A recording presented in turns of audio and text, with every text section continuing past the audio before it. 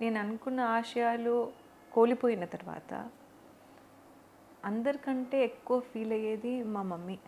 నా డాడీ వెళ్ళిపోయిన తర్వాత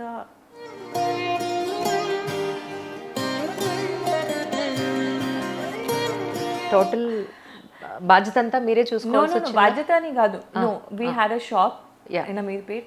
బాధ్యత అని కాదు.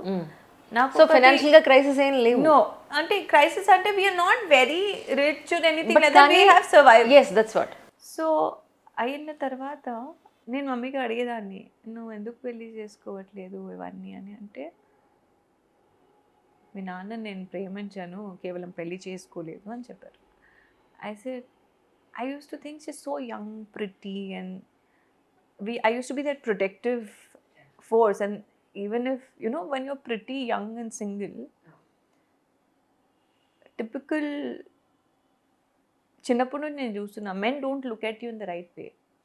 You're young, right? But you still are looking at, because we would become the watchdogs. Absolutely. You understand? నేను దీనికి ఒక సింపుల్ స్టేట్మెంట్ ఇచ్చేస్తాను మీకు. Ah. అమ్మాయికి అందమే శాపం అంటా నేనైతే. అది నేను ఎక్స్పీరియన్స్ చేశాను.